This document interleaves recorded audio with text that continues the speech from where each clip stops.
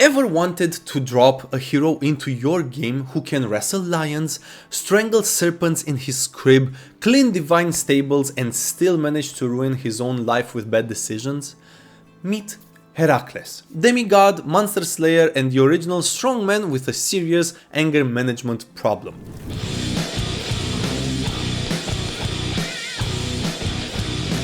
Hello all you wonderfully funky world builders, Funky Monkey here and welcome to today's saga of myth and muscle.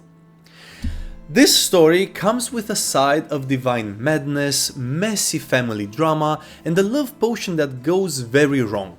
If that sounds a bit heavy for you, feel free to skip ahead, but if you're brave enough, grab your popcorn and a tasty drink and let's dive in. Because you are here listening to me ramble on, I will assume that you, as I do, love TTRPGs. Be it Dungeons and Dragons, Pathfinder, Discworld, Daggerheart or whatever wild homebrew you've unleashed upon your table. And if you're looking to build heroes who are plain and simple, then that's your TTRPG's God's given right. And you could use the defaults, of course, nobody will judge you for that. But if you want heroes that are more than just stat blocks, you could go mythic.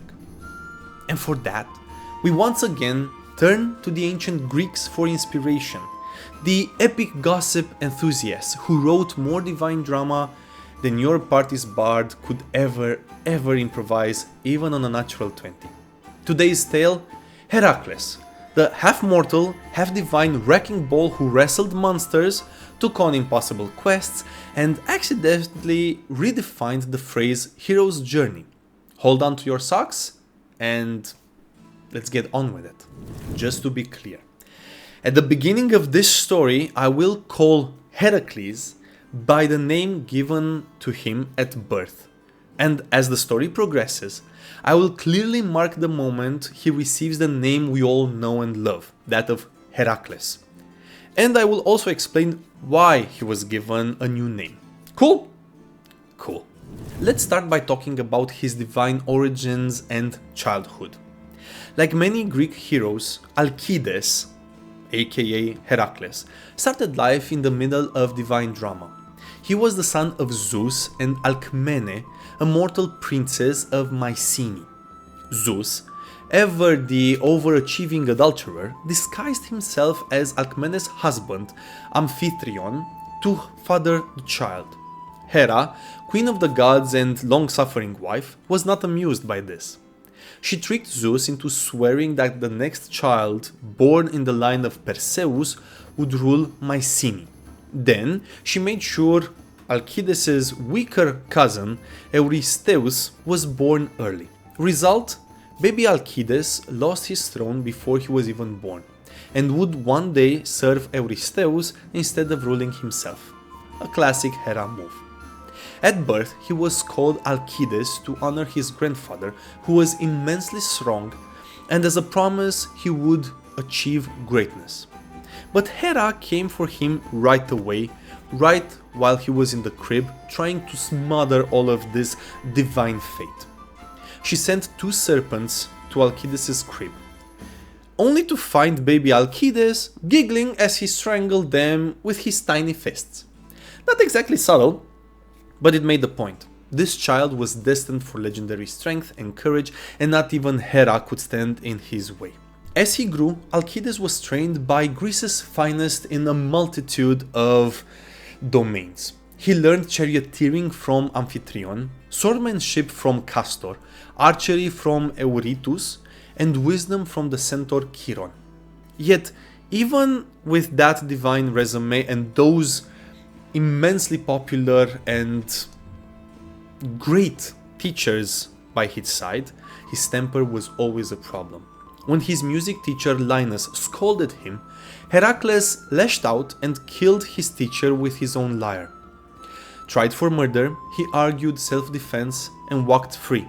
But the incident earned him a, let's call it, rustic exile. He was banished to the countryside where he tended cattle to cool his temper. That countryside detour led to one of the weirder tales in his saga.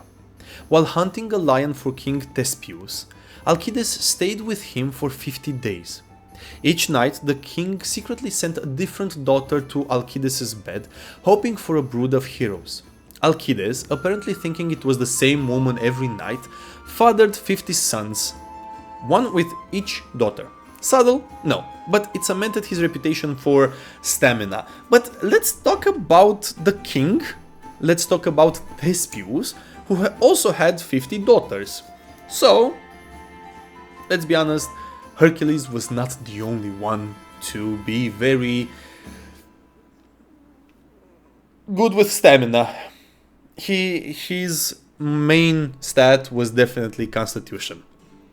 But soon after this incident came his first heroic act.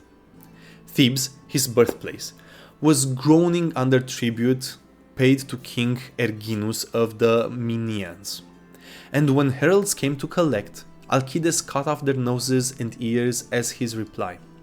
The insult sparked a war. Alcides led Thebes to victory, and King Creon, the ruler of Thebes at that moment, rewarded him with the hand of his daughter, Megara. With now a wife and children, and fame spreading across Greece, it looked like Alcides was set for a heroic golden age. And for a while, everything was fine and dandy. Now let's talk about a hero's tragedy and his divine punishment. Alcides' golden age didn't last. Hera, still furious at Zeus's illegitimate son, struck him with divine madness.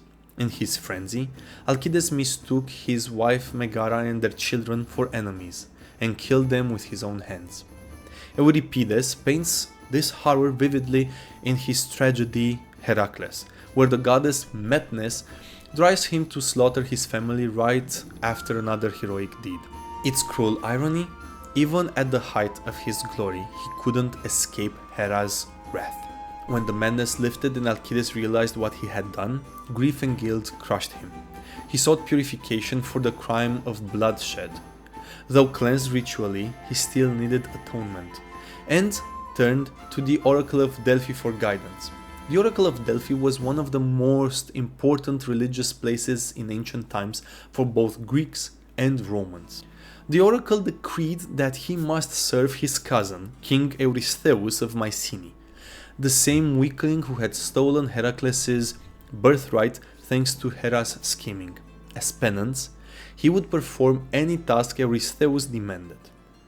It was here he was given a new name, from Alcides to Heracles, meaning, wait for it, glory of Hera. A bitterly ironic twist, his very name tied forever to the goddess who hated him most. The oracle promised that if he endured 10 impossible labors, he would be purified and win immortality as he was destined. Thanks to Eurystheus' trickery and Heracles' overachieving ways, those 10 labors quickly became 12.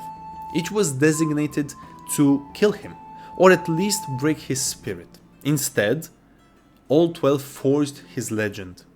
Armed with his massive club, a bow tipped with poisoned arrows, and the occasional help of sympathetic gods, Heracles set off on one of the most famous quests in ancient Greek mythology, the 12 labors.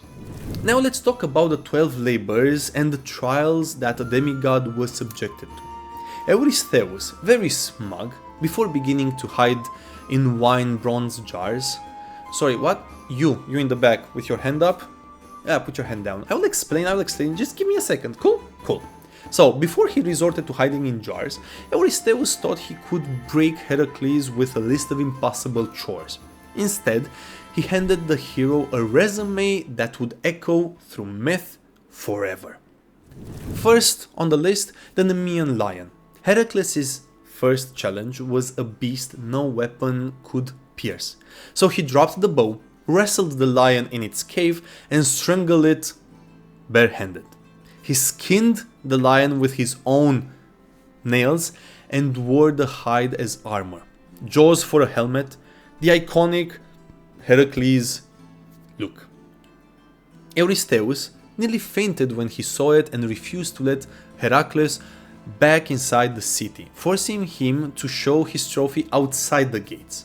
This was the first instance when the king of Mycenae showed his true colors, and upon seeing that Heracles brought back the skin of the lion, he hid in a large bronze wine container in the cellars of the palace.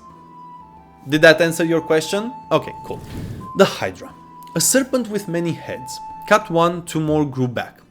With his nephew Iolaus at his side, Heracles seared the stumps with fire until the monster fell. He dipped his arrows in its poison, making them deadlier forevermore. Eurystheus, ever petty, disqualified the victory because Heracles had help, but he still dove in a wine container. The Ceryneian Hind. This golden horned stag of Artemis could outrun any hunter, any hound, and any arrow.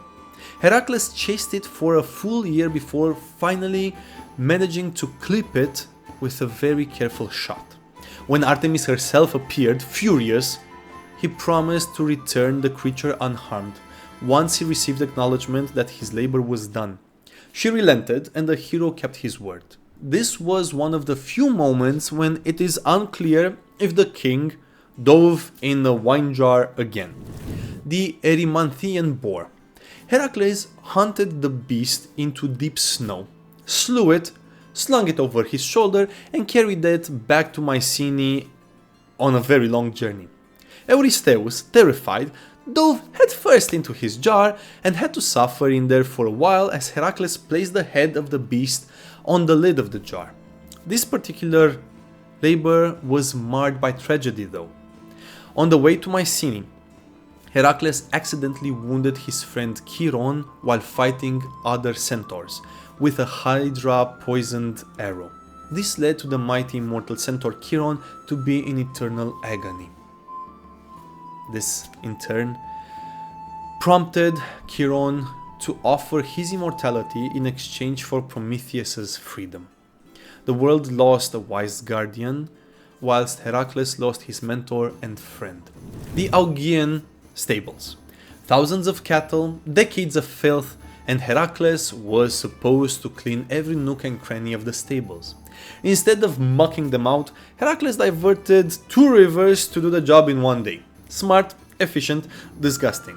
When Augeas refused to pay Heracles for his services, Eurystheus ruled the labor invalid. Another technicality, another 2 extra chores. But by this time, the king dove in a container at the mere sight of Heracles. The Stymphalian birds, a flock of man-eating, bronze-beaked pests that were set upon the world. Athena gave Heracles a rattle forged by Hephaestus himself. He shook it loud, the birds panicked into flight, and Heracles shot them out of the sky one by one like clay pigeons. Number 7. The Cretan bull, a runaway beast who later fathered the Minotaur. I have a full video on that. If you want to learn more, go check it out. Heracles wrestled the beast into submission, dragged it back, and Eurystheus panicked yet again. The bull was released and eventually rampaged through Greece, but that wasn't his monkey nor his circus any longer. The mares of Diomedes, flesh-eating horses owned by the tyrant Diomedes, son of Ares. Heracles fed Diomedes to his own mares in a gesture of poetic justice and then tamed the mares. Sadly, his young companion Abderos was killed in the chaos, so Heracles founded the city of Abdera in his honor. Number 9. The girdle of Hippolyta. The Amazon queen Hippolyta actually offered her belt peacefully, as Heracles was very good looking. Hera, ever meddling and pissed that Heracles would just simply not die, spread rumors that he planned to actually abduct Hippolyta.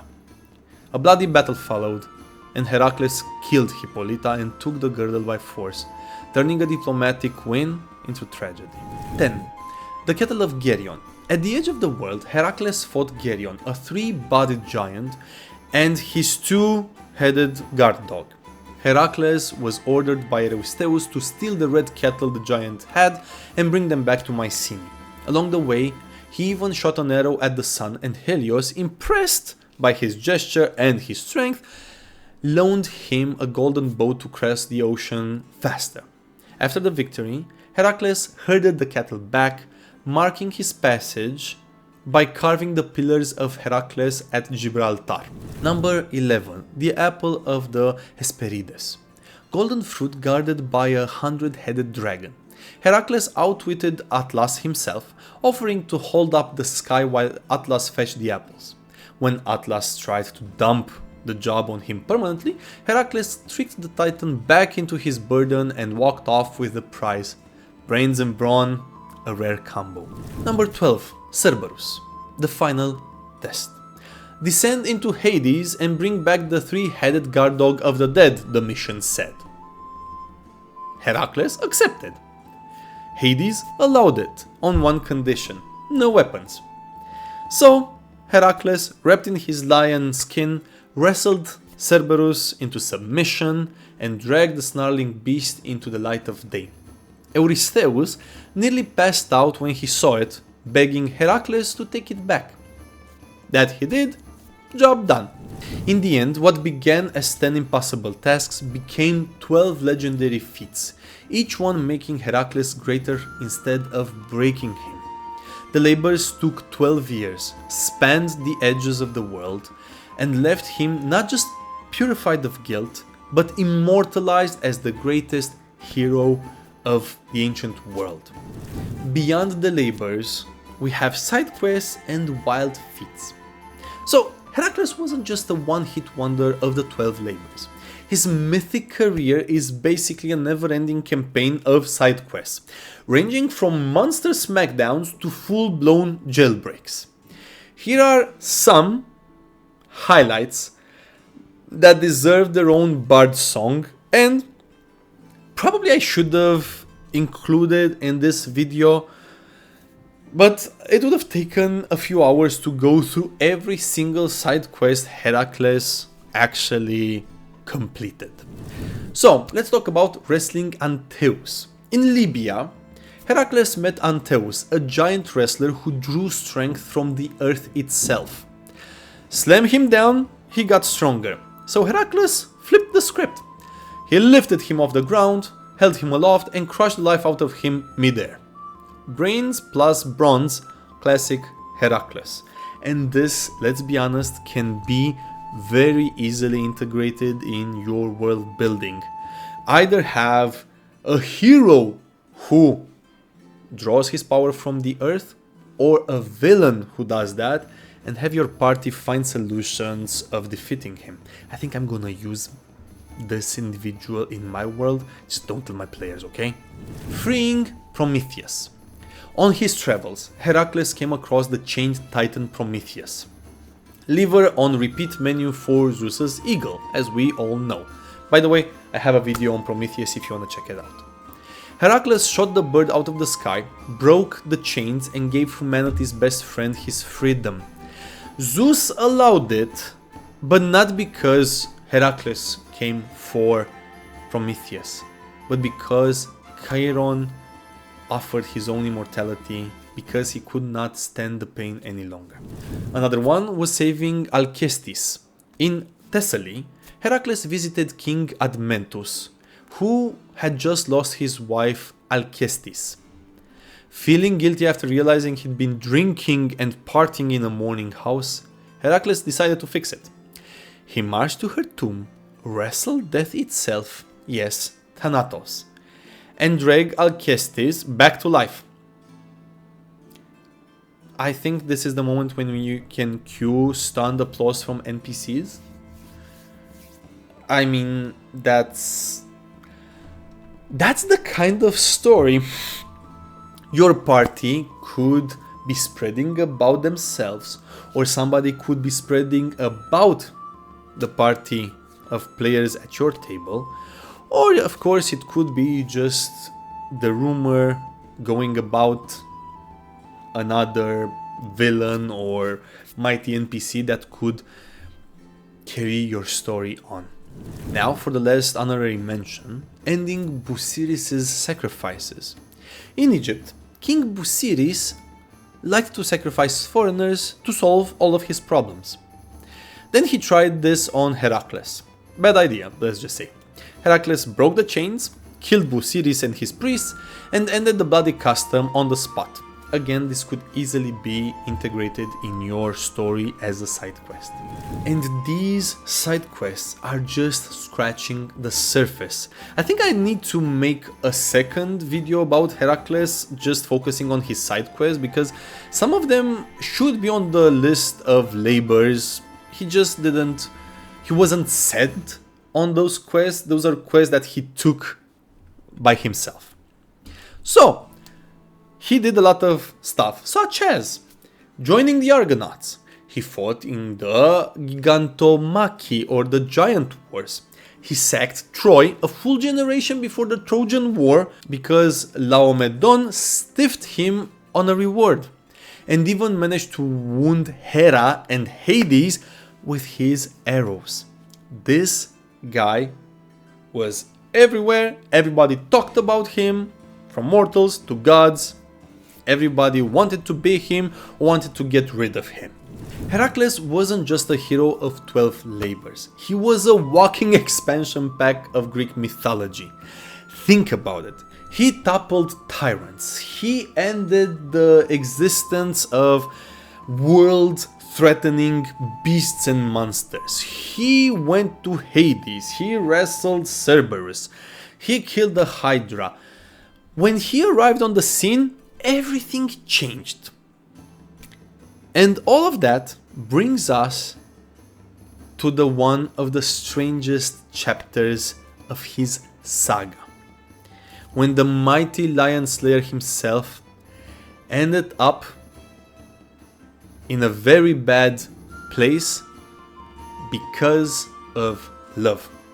Because of that, we need to talk about love, madness, and the shirt of Nessus. All of these represent the hero's downfall. Heracles may have been strong enough to wrestle death, but even he couldn't wrestle free of fate, or Hera's vendetta. After his labors, he married Deianira, a Caledonian princess. To win her, he wrestled the river god Achilles, who kept shapeshifting into bulls and snakes until Heracles finally snapped off one of his horns, leading to the god's submission. A classic power move. But doom was waiting in the form of a centaur. While ferrying Deianira across the river Evenus, the centaur Nessus tried to abduct her. Heracles dropped him with a hydra-poisoned arrow. Dying, Nessus whispered one last nasty trick. He told Deianira his blood would act as a love charm if Heracles ever strayed. She bottled it, not knowing she just stored Hydra's venom in a jar. Years later, Heracles fell for another woman, Iole. When word reached Deianira, her desperation led her to soak a robe in Nessus's potion and send it as a gift to her husband. The moment Heracles put it on, the Hydra's poison burned into his flesh. He tore at the robe, but it clung, ripping skin from bone. In agony, he hurled the unlucky messenger Lycas into the sea. Realizing the truth, Deianira took her own life. Heracles, racked with pain and knowing his end had come, built his own funeral pyre on Mount Olympus and laid there for his eternal rest. No one dared light the fire until a passing shepherd, Poeas, struck the flame. As fire consumed his mortal shell, Zeus sent a thunderbolt. A cloud swept down, lifting Heracles to Olympus. His humanity burnt away, his divinity ascended. At last, the feud with Hera ended. Amazingly, they reconciled, and she even gave him her daughter, Hebe, goddess of youth, as his wife. From endless toil and tragedy, Heracles finally won peace and immortality.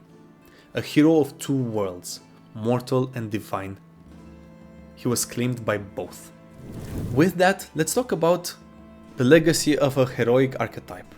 Heracles wasn't just another mythic brawler. He became the archetype of the hero. Strong, brave, larger than life, but most importantly, also messy, flawed, and sometimes hilariously human. He was quick to anger, prone to blunders, and he was constantly jerked around by the gods. Despite all of that, he still managed to rise above it all and win a place on Olympus. For TTRPG fans, he's basically the blueprint for your party of players. The wandering champion, slaying monsters, shoveling out impossible quests, and occasionally starting a tavern brawl. The phrase Herculean task comes straight from his resume. Cleaning stables with rivers, wrestling lions, even borrowing the sky for a bit. No wonder the Greeks worshipped him as a hero god, often with sacrifices that were more rowdy roasts than solemn rituals. His story is a lesson of redemption. No matter how many mistakes, curses, or bouts of divine madness, perseverance can still win immortality. Perseverance and penance. He literally went through hell and back, and came out a god. That's why Heracles continues to inspire storytellers and game masters alike. Drop him into your world as a tragic hero seeking atonement, a patron of strength and courage, or just the comic relief who cross-dresses because a queen told him to. Part of his side quests. Or take his labors, tweak them if you want, and just see how your party solves them and ascend to greatness. His story is like a well-written fantasy game campaign, so take advantage of this. In Heracles, we see a mortal who hit rock bottom and still reached the stars, literally, as the constellation Hercules.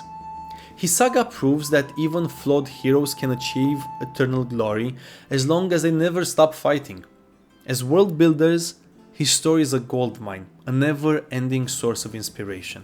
And with that, if this romp through impossible labors, divine grudges, and one very overworked demigod gave you a spark or a story idea, smash that subscribe button and join this growing funky community. Throw a like my way and tell me you liked this video and it was helpful, and ring that bell like Zeus chucking thunderbolts so you know when the next one comes out. Got a favorite larger than life hero or tragic myth you'd like me to tackle next and see how deep it goes? Drop in the comments. It would be a pleasure to start tackling your suggestions. Or just say hi. I always love hearing from you. Thank you so much for the gift of your time. Until next time, stay curious, stay funky, never stop world building, and always keep on creating. Your mind and imagination are amazing, and don't let anybody tell you otherwise. And remember, even in myth, the messiest quest makes the best adventure. Have yourselves a Herculean funky day. Cheers.